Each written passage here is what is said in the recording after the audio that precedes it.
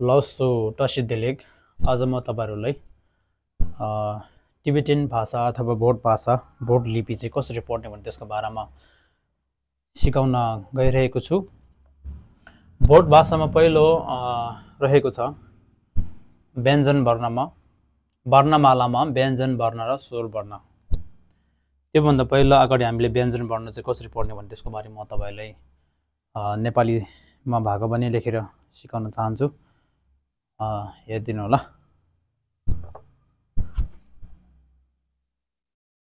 यसरी लेख्नुपर्छ है। पहिला लेख्दाखेरि चाहिँ हामीले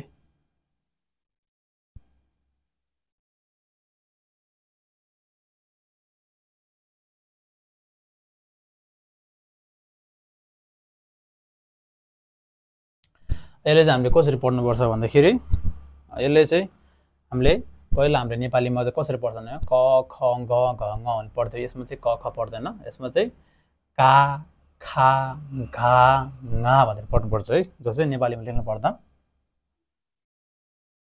का खा घा ङा भनेर यसरी पढ्नु पर्ने हुन्छ है। का खा घा ङा अनि च्या छ्या ज्या न्या। जस्तै कसरी पढ्नुपर्छ भन्दाखेरि पहिला च छ ज न्या पढ्थ्यो। यसमा चाहिँ च्या छ्या ज्या च्या छ्या ज्या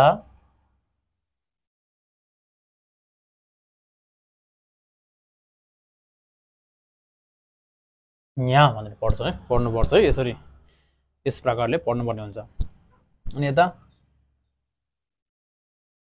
ता था था ना भनेर पढ्नुपर्छ। जस्तै ता था यो चाहिँ अब यसरी पढ्दा हुन्छ। धा ना यसरी पढ्नुपर्ने हुन्छ। अनि पा हा बा मा। जस्तै पा हा भा भा मा यसरी पढ्नुपर्ने हुन्छ है। त्यहाँदेखि आयो ता ता था जा वा भनेर पढ्नुपर्छ है। यो चाहिँ ता था जा वा वा वा भनेर पढ्नुपर्ने हुन्छ। अनि आयो यता च्या धा हा या। जस्तै स्या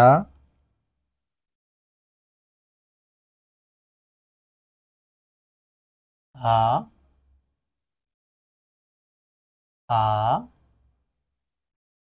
या यसरी पढ्नुपर्ने हुन्छ है। अनि यसमा चाहिँ रा ला स्या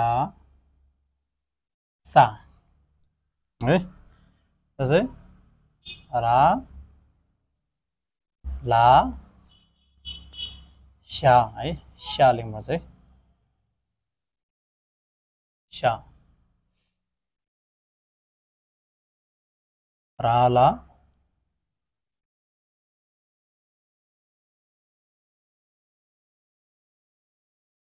शा सा हैन यो चाहिँ सा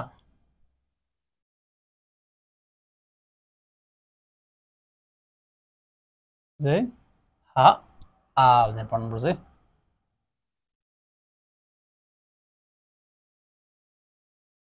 यो र यो चाहिँ अलिकति हेर्दाखेरि फरक पनि छ अलिकति निकाल्नु पर्ने स्वर पनि अलिकति फरक छ यसमा चाहिँ हा भयो है यसमा हा लेखित पनि यसमा चाहिँ हा भनेर भन्नुपर्छ हा आ हो यसरी पढ्नुपर्छ यसरी पढ्नुभयो भने चाहिँ तपाईँहरूले धेरै फाइदा हुन्छ र बुझ्न पनि सजिलो हुन्छ त्यसको लागि मैले यसरी लेखेको हो